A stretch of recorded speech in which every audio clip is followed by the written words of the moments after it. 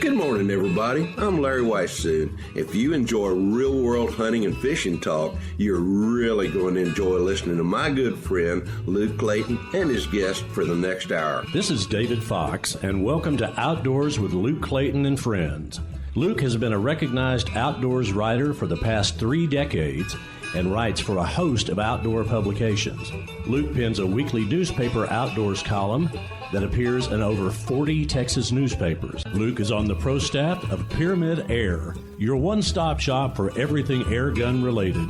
Smoking techs, electric smokers, feel free to contact Luke through his website, catfishradio.org. Now let's join Luke and his guests for this week's show. Well, folks, Happy New Year. It is your old buddy Luke Clayton and my longtime great friend Larry Weishuhn. We're here with you. We're going to start the new year off with a bang. Literally, hopefully, Larry, hunting. Oh, Happy New Year, Larry. Happy New Year to you and all the folks out there who happen to be listening to us today, regardless whether it's on the radio or, later on the podcast. But you're right. We're off to a new year. I'm getting ready to head to the Choctaw for the Choctaw Hunting Lodge for a quick hunt, more of a hosted hunt than anything else. Mr. Steve Hornady, whose family owns Hornady Ammo. Mm-hmm. Excuse me, Steve bought a hunt at our DSC Foundation gala that we had this spring, or last summer, I guess, now. And it's for a buffalo up on the Choctaw. So Steve's going to come up there. We're going to meet him there. Actually, we got Jeff Rice coming in as well, too, to film that hunt. But going to be a great time. And with all that said, I need to thank not only Steve Hornady, but the entire Hornady family and the company as well for being a sponsor on this particular podcast and this particular radio show that I do with you for many, many years. They're accurate, deadly, dependable, and no doubt about it. Of course, also, I mentioned DSC and the DSC Foundation. DSC is, to me, the greatest organization there is conservation-wise, and people learn more about it when by going to biggame.org. And also, that said, we need to remind people that I think it's February 6th, 7th, and 8th is the DSC convention in Atlanta, Georgia. So, we got a bunch of folks going there and hopefully have a whole lot more folks going there.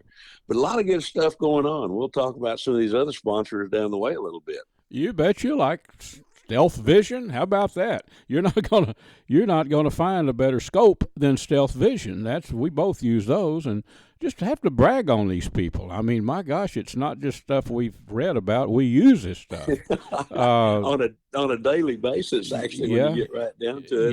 Yeah. I've spent a lot of time hunting here as of late, and we're getting ready to to do some doe hunts here before too very long. And I think what I'm going to do on these doe hunts this year is that you and I are doing on the Cotton and Ranch or the Choctaw or wherever else it is. We're going to be hunting whitetail does. This late part of the hunt, I guess, in hunting season.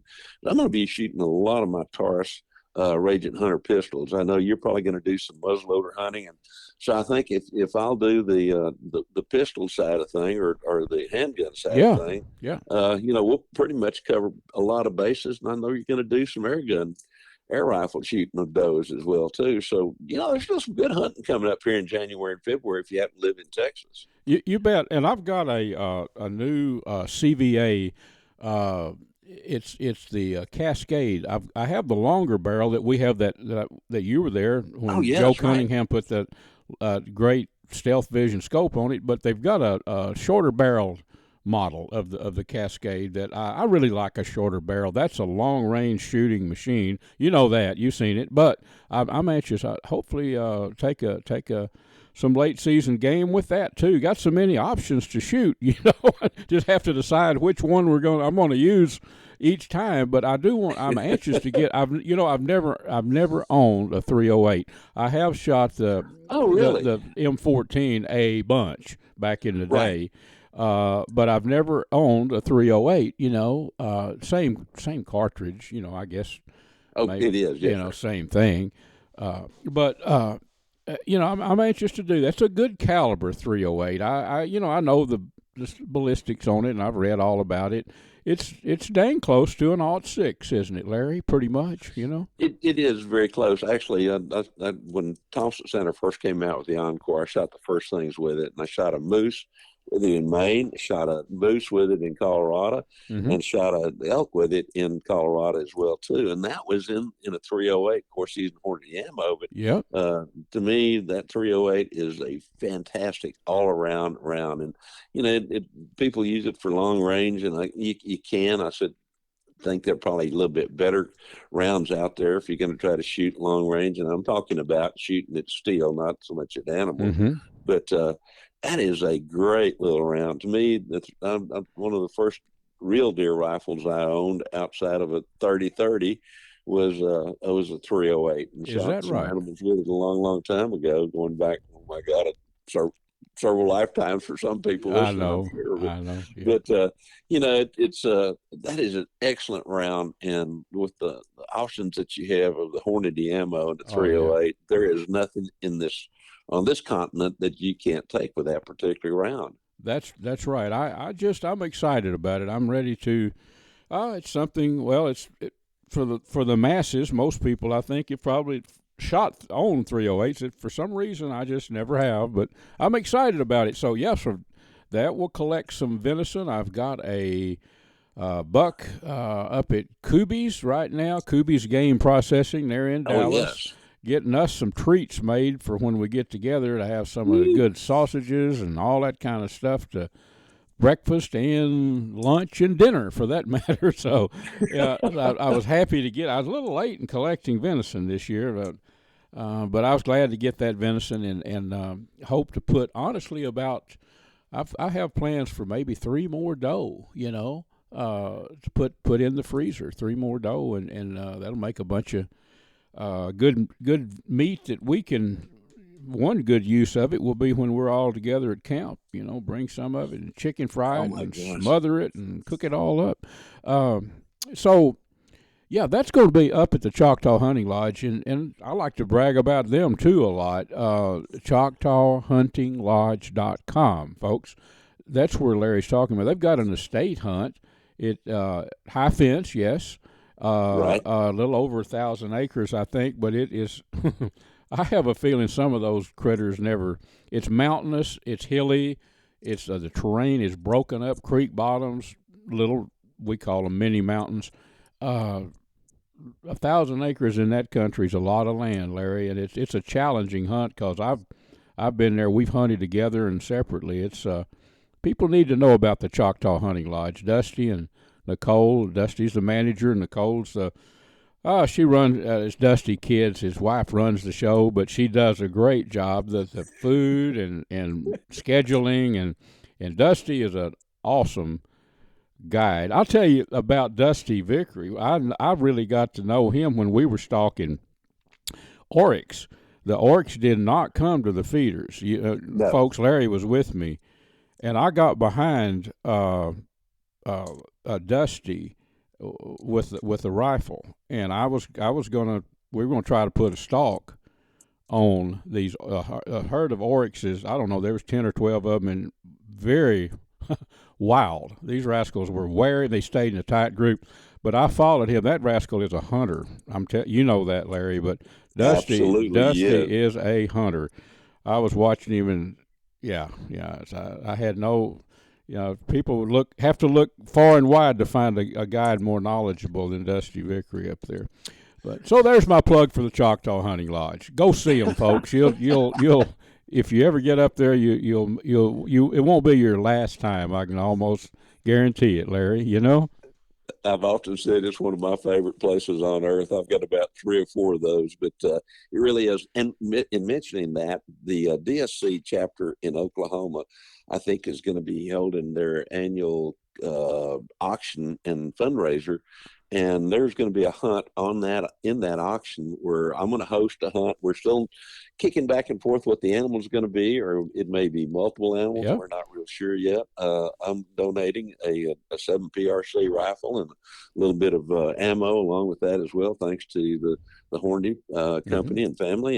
And as that becomes available, I think you're going to be able to bid on it online. Matter of fact, I know you are on online hunting auctions. So that's going to be a fabulous hunt just in itself. And like I said, we have not yet really decided what all is going to be included in that ticket or that auction item, but that's a great way to not only experience a fabulous hunt, we'll have a great time, I can promise you, but you can also contribute that way to wildlife conservation, because the cool thing about the DSC chapters is that as opposed to anything out there, their major fundraiser, they get to keep 75% of their profits to determine what they're going to do with it. 20% goes to the DSC Foundation to grant to different organizations and different efforts, but that local chapter still determines where that money goes. So essentially 95% of the dollars that they raise on that one auction, their top fundraiser, if they have a second one, they get to keep it all, but 95% of it on that top one, they determine where it goes, and only 5% of it goes to DSC proper, and that's to help guys out like Bruce Borofsky and Mike Hufstadter, who are people who go around and work with the chapters and set them up. So that's going to come up as well too, not just the DSC convention there in Atlanta, which is going to be an absolutely great time to spend time with a lot of different folks and see some of the most fantastic hunting exhibits that you can ever imagine. Hunting trips, fishing trips, guns, gosh, they got it all, and they got the best. There is no question about that, Larry. No question about it. We're the tail end of the general hunting season is at hand. It's our wonderful radio stations. This is the I think the 3rd of January show. Yes, right. And then we've got muzzleloader season coming up, but there's also a lot of ranches on the managed land program with permits. So hunting is allowed in Texas on these particular ranches, and there's a bunch of them. The ranches are given X number of buck tags and X number of doe tags. So hunting is going to be going on for, till the end of February. So that's right. Any tips, Larry? We've got enough time to a tip for late season deer hunters. From now on, as far as patterning deer, finding deer, what would you say number one tip would be, Larry? My number one tip is go hunting. I knew that was coming. To not go hunting because it's raining, it's too hot, it's too cold, it's too this.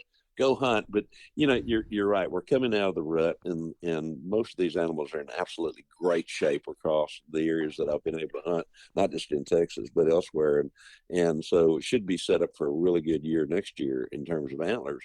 But food becomes a primary reason for those animals to move at this point. There may be in some areas of the country, talking about the USA particularly, some areas where the rut doesn't really kick in until in January, in the early February. But food sources, in those areas where we've had acorns, thankfully, I guess we're finally out of acorns and between wild hog population, deer and squirrels, and all those other kind of things. So to me, the food plots, the green fields that are out there, any substantial amount of food that's available for those animals, you're going to find them pretty close to there, because the bucks are trying to repair from the rut. The does are trying to grow fetuses. So, when you get right down to it, food is paramount. Don't forget water. That's in true. Some areas too. I know we have a lot of friends, and we do a lot of hunting in East Texas, or eastern habitat kind of thing. There's a fair amount of water, but still, water sources are also a great place to find those animals. But food is probably primary. Food and water. Good tips, Larry. And again, we're into the new year. We're excited. Hope everyone has a great year. And you and I will be right back here together this time next week, won't we? Oh, yes, we will, and I can't wait. Folks, I want to introduce you to Vineyard Max.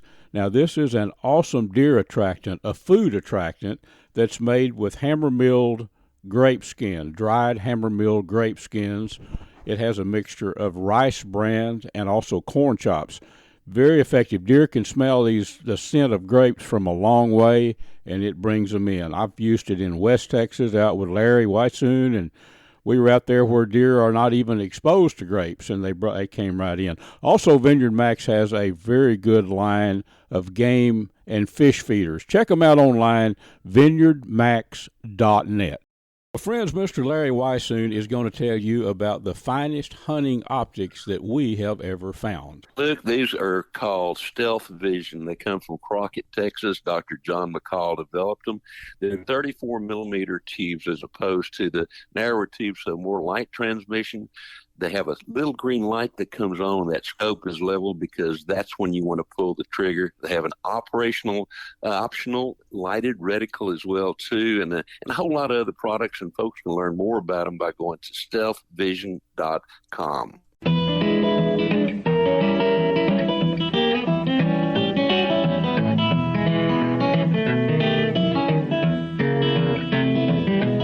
Folks, this segment is made possible by Smoking Tex electric smokers that I've been using a long, long time. I want to tell you about a one-stop shop for everything related to game feeders and fish feeders, Ultramatic feeders. I've been using components and feeders from Ultramatic feeders for 20-something years, I guess.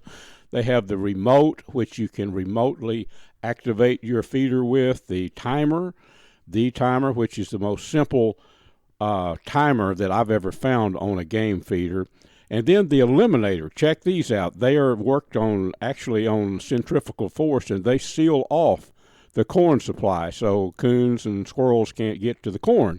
Check them out. Ultramatic feeders, you could go online to ultramaticfeeders.com. Well, folks, I know you enjoyed visiting with Mr. Whitetail, my longtime buddy, in segment 1, talking about hunting up the Carmen Mountain deer out in the Trans-Pecos of Texas, and also a hunt he was on up in the Panhandle. Let's continue some fun talking about hunting Mr. Wade Derby. Now, Wade is a hunting consultant. The name of his operation is Crosshair Consulting, and we're going to hook you up with Wade if you're ever looking for a new place to hunt that you might not know about, or he's a good, very good contact. Wade, thank you, buddy, for being with us. Oh, thank you for having me. Yep, appreciate you taking the time. Tell us basically what you've been doing for decades, about what a hunting consultant does. You know, that would be, I bet it would enlighten a few people. Yeah, and I've been doing it for about 33 years, and basically I'm a clearinghouse for traveling hunters.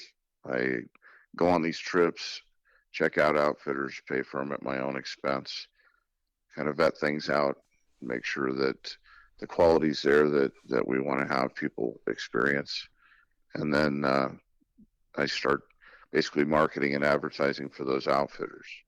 The outfitters pay me, not the hunter. Right. So that's it basically becomes a free service to the clients that call. And you know, the biggest thing is just having somebody that's had the experience to go somewhere.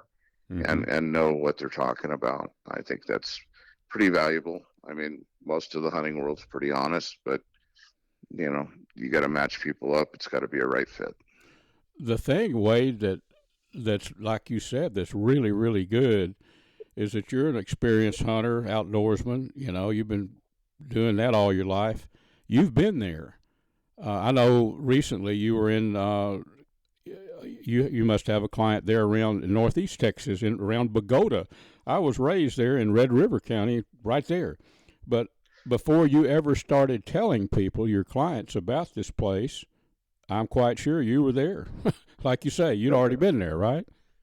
Yeah, that place was actually referred to me by a close friend, and ends up being a mutual friend that owned it, who I hunted ducks with for many years. And he did some relocating to Texas and started this operation. So actually, this was my second trip there. I went there last year to check it out, and then this year I took Roger Ragland outdoors with me, and took Roger and Josh. So we went and did a TV show there. So it was a great hunt. I bet there's some big old bucks up in that was, you were probably, I don't think you were in Lamar. You're probably in Red River County there. Correct. Yeah, Bogota's near Lamar. Paris is the town just to the west of you.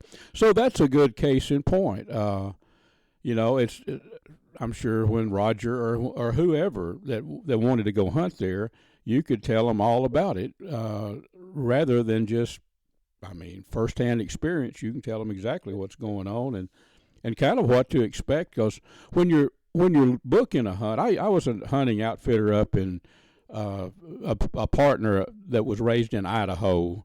Larry Large got me. I was an outdoor writer, have been for 40 years, but he wanted me to go in outfitting business with him and for elk and bear. Well, that was up on a private ranch. It was really easy for elk, if there is such a thing. But people would always call, what's it like? What's the percentage rate of is archery? And I tell them up front, the percentage rate, the chance at a 40-yard shot at an elk is pretty dang good. If you want a percentage, I'd say 85%. But the chance of you killing a record book bull is pretty low. So when you're booking, what I'm getting at, Wade, when you're booking a hunt, there's all kind of questions like that, and you can field all of that because you've been there. So that helps. That helps the client a lot, doesn't it? Oh, it does, and that's what kind of motivated me to get in the business. Is honestly some of the worst hunts that I'd gone on prior to it were ones that, you just kind of pick an advertisement in a magazine, so to speak, and go. And I learned very quickly that things need to be vetted out, and that's what I started doing, and then I started doing it professionally. That's been an interesting ride for you, I'm sure. You've told me that pretty much worldwide you have outfitters that you work with and have hunted with, and you can recommend. Canada, have you got folks up in Canada? I bet you do. Oh, absolutely. Yeah.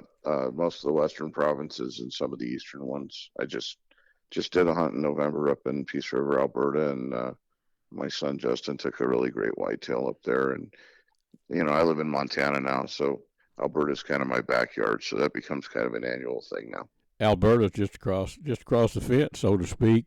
Saskatchewan, the Department of Tourism is long. I've worked with them for many years, but they're one of our sponsors. And I fished a whole lot up there. I've got a good buddy that owns land in Alberta, right on the edge of the bush, they call it. It's the farmland, but there's some big old bucks up in that part of the world, Saskatchewan and there. So is it hard? Of course, you have to hunt with an outfitter up in Canada, don't you? You have to have an outfitter, I believe.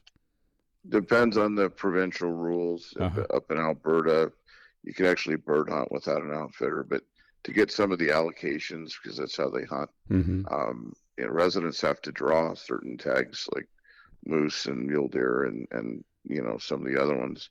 So that's how you're going to get in there, though, is through an outfitter. Yeah, right. In the case of Alberta. And then Saskatchewan, of course, you can't hunt any of the lower portion of the province. Even Canadian non-residents of Saskatchewan can't, but except for on First Nations land. So like where Milo Hansen took his buck, unless you're a resident of Saskatchewan or you're hunting on native lands, you can't hunt there. That's right. Do you ever work with hunts down south of the border, in Mexico? Any outfitters down in that country? Yeah, I guess I specialize in Mexico quite a bit. Yeah. In fact, day after Christmas, I leave for Sonora. I'll be down there for 2 weeks helping out with some Coues deer and mule deer and also bighorn sheep, desert bighorns.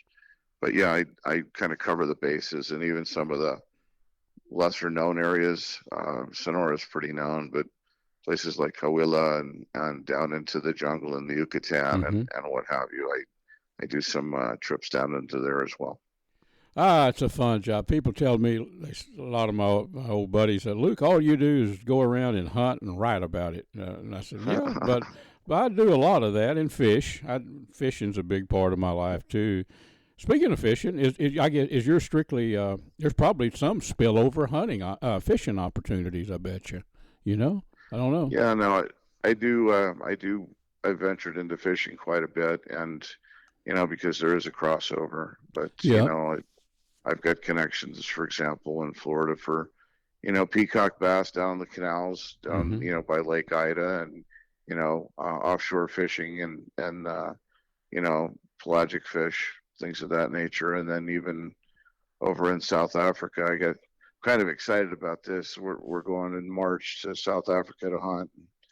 Both my sons are big bass fishermen, and I happened to ask about Florida strain largemouths, and we're going to get a chance to fish in South Africa for Florida strain largemouth bass, and I think that is just pretty unique. That's very unique. Years ago, I was with a lure company that opened a mail order business in Japan, of all places.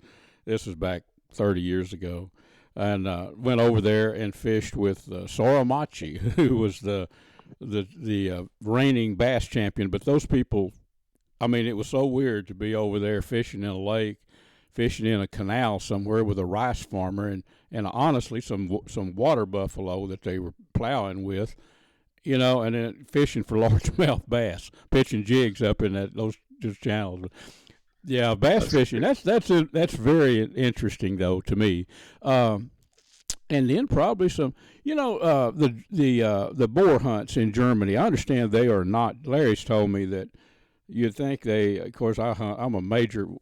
Larry and I have co-written a couple of books together. One was on hog hunting, and I'm a major. I live within 10 minutes of some awesome hog hunting. But he told me over there where they get in the stands and they push them with small dogs, push the boar.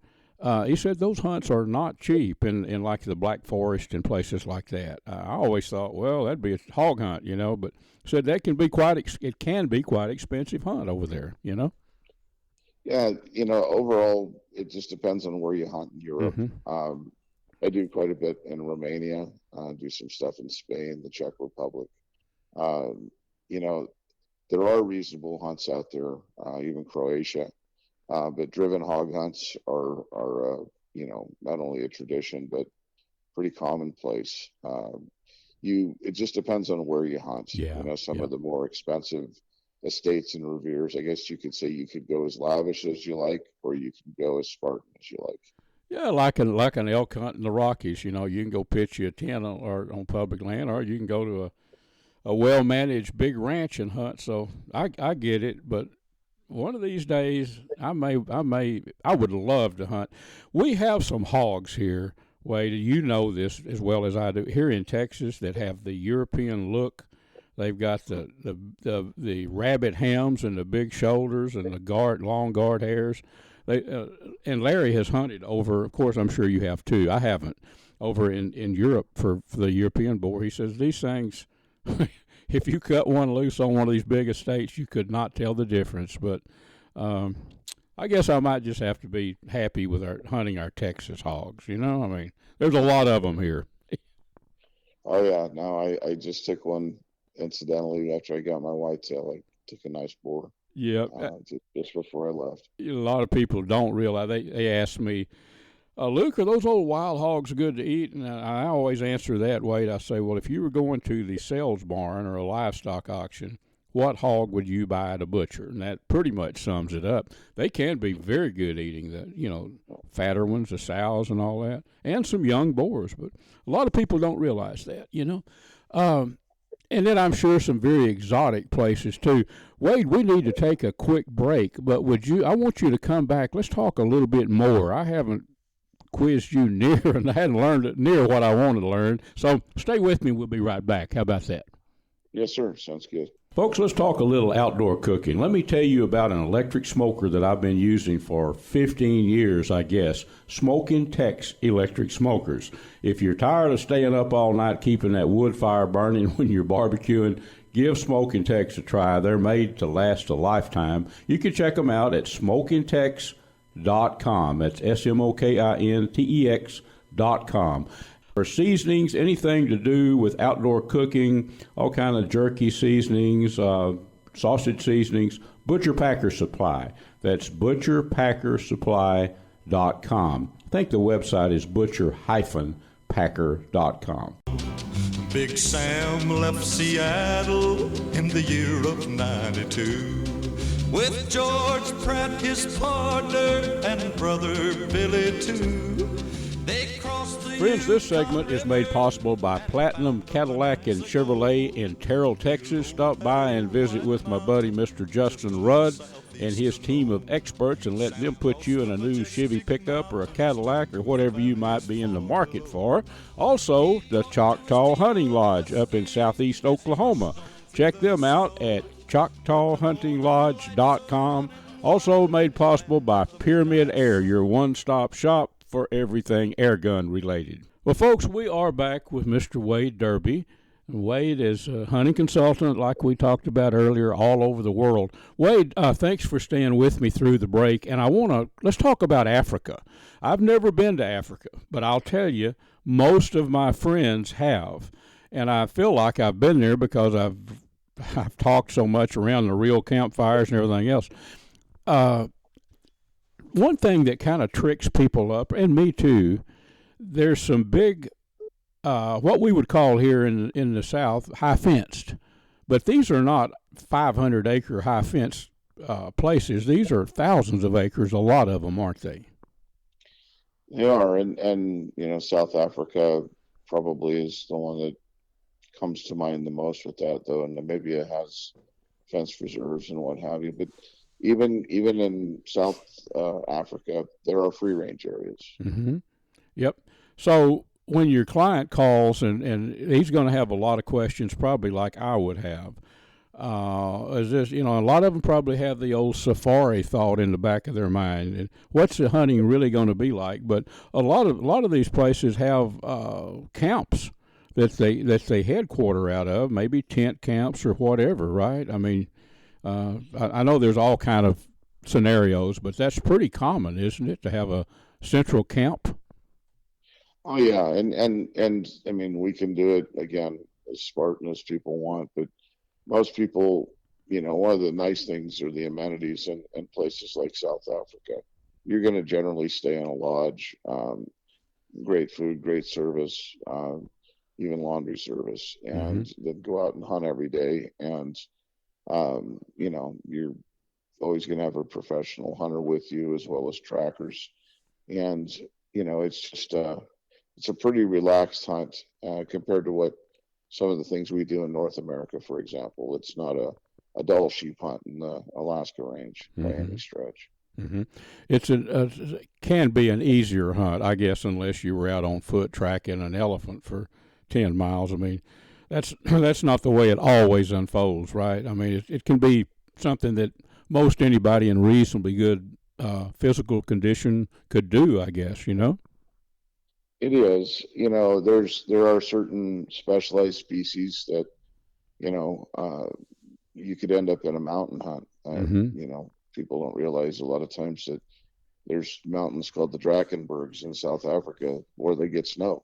So, and there's specialized species that live up in that country. But, you can, for the most part, it's a pretty comfortable hunt. And, the thing I always tell people is, for about $5,500, you can go and hunt Africa and take 5 species and stay for a week. That's less money than the average whitetail hunt in North America. You bet. That's something I've learned a long time ago. And gosh, I mean, your other costs would just be travel, and of course, I guess, taxidermy, all that, if you wanted all that. But just for the hunt itself and the experience and the pictures, to me, that would be a big, and then just the fact that you've experienced it over there, very reasonably priced, I think. I mean, like I say, it a 160-inch deer on many ranches in Texas will cost that, wouldn't it, Absolutely, or even more. And that's the thing. Africa is within reach of your average hunter out there. It's, to me, the greatest expense is actually shipping trophies home, more so than the hunt. If you don't go overboard, you don't have to have everything mounted. You're happy with photos and things of that nature, you can cut those costs. But, just go on base hunt versus some of the other places that I could send you, like I said, within the United States, Africa is a bargain. It is, and I bet a lot of your clients come to you for African hunts too. I would bet. Oh yeah, yeah. No, it's it's a popular venue. I'm surprised sometimes that it's not even more popular than it is when people are looking at where they want to spend their dollar hunting. And sometimes there's some trepidation with people and fear of traveling to those places. What shots do I need? How safe is it? When you're out there in South Africa, it's like being on a ranch in Montana. Yeah, right. It seems like around the world, no matter where you go, even I've been in Siberia and Russia, in Asia, and the camaraderie amongst hunters. It doesn't matter what boundaries or national origin you are. Hunters just do well with hunters. We kind of talk the same language. I've noticed that all throughout my life. Very, very interesting stuff. What is the most popular hunt, just to say in Texas? A lot of our radio stations that are located in Texas. Of course, this will become a podcast. People will be listening to it after our wonderful radio stations run it. But in Texas, I'm going to guess deer. Am I right? I don't know. Maybe it's exotics that most of your people look for.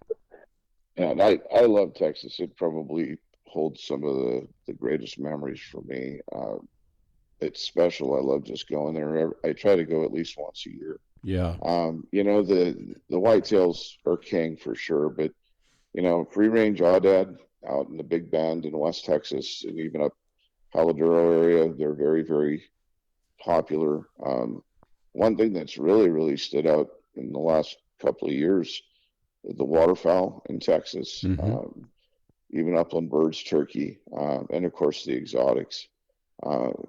Texas just has a bit of everything. The other thing that's really picked up, and it's not a new discovery, but out in West Texas, there's a heck of an elk herd out there, and you get on the right managed private lands, and there's some exceptional elk hunting in Texas, and people have discovered it. It's not cheap, but when you start comparing Western elk hunts, Texas is holding its own for sure. You bet. Yeah, and the mule deer, Mr. Rubio, in charge of the Mule Deer Foundation, I guess it is, an organization. You may know him. He's Demetrio Rubio. Yes, he's a great guy, and he's been our guest many times. And he actually, I've hunted mule deer out there around Fort Stockton and Marathon in that area.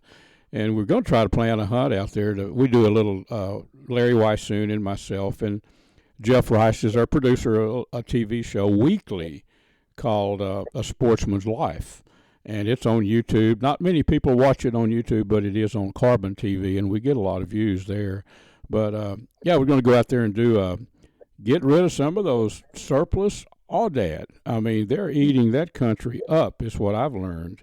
And there's too many of them. So that if folks are listening, you want to hunt an aoudad, they're plentiful, and you can we're going to tell you how to contact Mr. Wade here. I bet you can set them up on an aoudad hunt, Wade. Absolutely. Yeah, I'd be happy to. Let's do this. Let's make sure we're just about out of time for our segments, but hook people up with you. How do they contact you or call you or whatever, and they could probably learn more on a 10-minute conversation with you than any other way. That's a good way to reach you, Wade. Well, of course, I'm on Facebook at Crosshair Consulting, and then I'm on Instagram under Crosshair Consulting, and then I do have a web page. It's crosshairconsulting.com, and then I'll give you my phone number. Yep. It's 406-439-8512. Okay, that was 406-439-8512.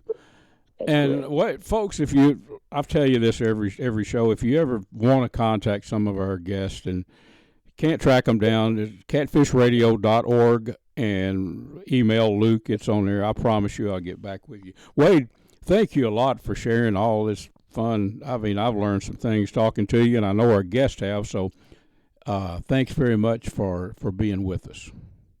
No, it's been a privilege. I appreciate you having me on. For about the past decade, I've been hunting editor for Airgun Hobbyist magazine.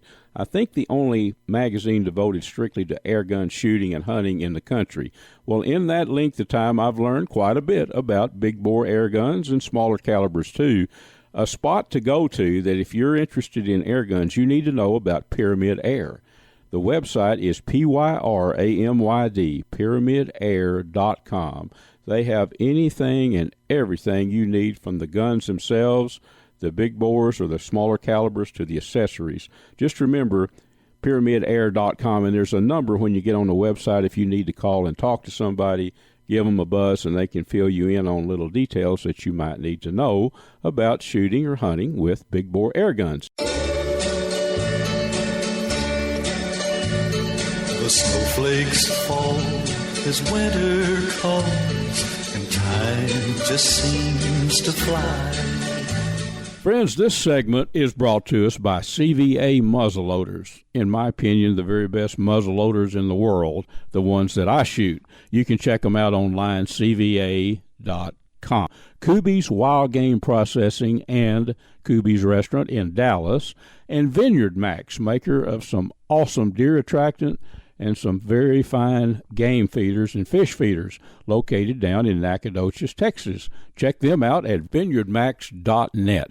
Folks, I want to introduce you to some good friends of mine at Dash for Cash Pawn Shop in Seagoville, Texas, located at 133 Hall Street. The phone number is 972-287-3121. Go by there and talk with Gary or Randy, the owner. They're great people. They've got some great prices. Again, that's the Dash for Cash Pawn Shop, Seagoville, Texas, 972-287-3121. Well, friends, this is Luke. I hope you've enjoyed our show thus far. I always enjoy all of our guests. I learn something from each and every one of them. Let's talk a little bit about big bore air guns, shooting and hunting with big bore air guns. Now, for about, 11 years or so, I've been hunting editor for the only airgun magazine in the country, the only national airgun magazine that I'm aware of. It's called Airgun Hobbyist. And I've had a chance to shoot and hunt with just about all the big bore air rifles. Not all of them, I'm sure, but many of them, let's put it that way. So if you're thinking about hunting with big bore air guns, let me tell you, there's plenty of powerful guns out there on the market that will do the job for you. And yes, they will cleanly harvest deer-sized game and anything that's legal. I guarantee you, the air rifles are made today to cleanly harvest them. Now, you're going to wonder if you're really not schooled in air rifles, or modern day, I should say, the PCP. These are the rifles that are pressured up with a compressor or an air tank. And you're not going to go to the local box store probably and find any of these. There might be some exceptions, but most of them you're going to need to go to a company that makes them. Pyramid Air is what I call a one-stop shop for everything airgun related. You could go online to PYRAMYD, pyramidair.com, and there you can find all the, I'm going to mention a few big bores that I've hunted with, big bore air rifles, and maybe you can find them all at Pyramid Air. It's just a great company and a great way to order your anything related to air guns. Not only air guns, but all kind of outdoor products there at Pyramid Air. But one of my first big bore air gun that I really started hunting with was made by Air Force Air Guns. It was a Texan 45 caliber. I hunted several years. I hunted with it before there was a deer season, a legal deer season, for hunting with big bore air guns. I killed quite a few exotics. I even shot an aoudad with it, with that 45 caliber. Several axis deer and many hogs with it. So that was the first one that I really used. Now, so Air Force Air Guns still makes the Texan. They also make a new one. It's called the Tex Rex. It's a 51 caliber air gun, very powerful. Pressure's up to 4,500 psi. A lot of pressure. So that's the top end as far as pressure, and that's just a very powerful big bore air gun. There's no question about that, and a well made one too. Now, I'm going to tell you about one of my favorite air guns to hunt with is a Seneca Dragon Claw 50 caliber. Now this rifle pressure's up to 3,000. It's not as powerful as it's one of these heavy duty ones that's pressuring up to 4,500 psi, but it will get the job done. It's one of my favorite to hunt hogs with, and I'll say, people ask me about what range do you like to shoot. Closer the better. I like to think of my air gun hunting an extension to bow hunting. I would never shoot a deer, whitetail deer, at 50 or 60 yards with a compound bow, but I have no problem cleanly harvesting one with a big bore air gun. So the Seneca Dragon Claw, it's a conventional looking air rifle, wooden stock. It's a traditional looking rifle. It just looks like a rifle. It really does. But it's I wouldn't be taking 75-yard shots at deer with it. Quite sure with a perfect shot you could cleanly harvest them, but I keep all my shots with my Seneca Dragon Claw on deer size animals 50 yards or in, and they do very well. I hunt hogs a lot at night with my Seneca Dragon Claw. I have a scope, have it topped with an ATN scope, and that's a lot of fun. Now, I shoot my hogs. I don't take long shots. I don't take running shots. I like to sneak in there at night with my thermal within 40 yards, maybe 50, but I bet I've killed more at 35 yards than I have at anything. To get downwind and get that thermal on, I usually use a little ATN spotter where I can see what's going on out there with a thermal, and then sneak in there downwind. To me, that's a whole lot of fun. And then shoot them with that Seneca Dragon Claw. You can put a thermal on any of these scopes that I'm telling you about. So the Seneca Dragon Claw, one of my all-time favorites. It's actually the Dragon Claw 2. It's an improved version of the old model. They're all Seneca Dragon Claw 2s now, and there's even a tactical model, a Seneca Dragon Claw Tactical. And it looks like a tactical rifle, has a Picatinny rail on top and all that. So there's one you want to look at. Not as powerful as some of the other ones that pressure up to 4,500, but quite powerful enough to hunt deer and hogs and things like that, and exotics within reasonable range. I'm going to say 50 yards for me. There are those that shoot a lot farther out, but I just don't. That's my limitations. Umarex makes some good products. The Primal 20, I've had some experience with it. It's actually a 62 caliber, 20 gauge barrel, if you will, and it shoots what looks like a rifle slug. Big bullet there with a plastic cup on the bottom of it. And I wouldn't think that would be a long-range gun. I don't know. You could scope it. I actually have a Stealth Vision red dot on mine, and I shoot it out to 50, 60 yards with that red dot, shoot it, and always keep about a 4-inch group out to about 60 yards, which is plenty good for hunting. So there's one, the Primal 20. It loads with a magazine. It has two slugs in it, that you put in there, and you just slide it. When you shoot one, you can shoot the other one pretty fast, have it there.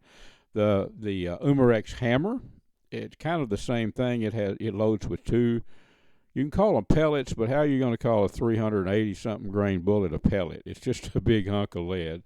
But the hammer is another really good Umarex hammer. So there's some that I have used a lot. We're strictly talking big bore. You can get all kind of smaller calibers, 22, 25. We'll talk about them another time. We don't have time to go into that today. Just a little time at the end of our show here to talk. But you'll need go to pyramidair.com and just browse around. You'll need some way to pressure these things, and there's air tanks, but you still, if you just buy an air tank, you have to have some way to pressure that. Check out the compressors. They're lightweight. They work on AC, DC. Most of them do, and that's all I use. I don't even use an air tank. I'll pressure the thing up before a hunt, and they're always, regardless of which one you're using, it's always good for plenty of pressure for 2 or 3 strong shots. Some of them, like the Dragon Claw, I can shoot it 5 times with about the same pressure. So that'll help you out. You might want to consider, starting off and getting you a compressor. They're not all that expensive. They used to be hard to find a good compressor, but now there's a lot of them on the market. You can find them all there at pyramidair.com. Folks, I was glad to squeeze this little bit of information in. I've been wanting to tell you about the PCP air guns. Just remember, that's how you find them. Go to an air gun specialty company, pyramidair.com. I don't think you can beat them because I've worked with them for years. And look into it. Most states now, definitely probably where you're listening on the radio, all the states down this way have air gun seasons for deer. So check them out. Folks, I hope you enjoyed our show very much. I've had a ball. Looking forward to this new year and lots more outdoor hunting and fishing talk and fun. Folks, that about wraps our show up for this week. I've enjoyed being with you, and I hope you've had a good time, too. And, folks, we're also brought to you by the Choctaw Hunting Lodge up in southeast Oklahoma, located about, 45 minutes west of Hugo, Oklahoma, owned by the Choctaw Nation. It's about 45,000 acres of awesome mountain, country, hills, valleys, loaded with game. Lots of eastern turkey, and they do eastern turkey hunts if you're looking for a spot to hunt turkey in the spring.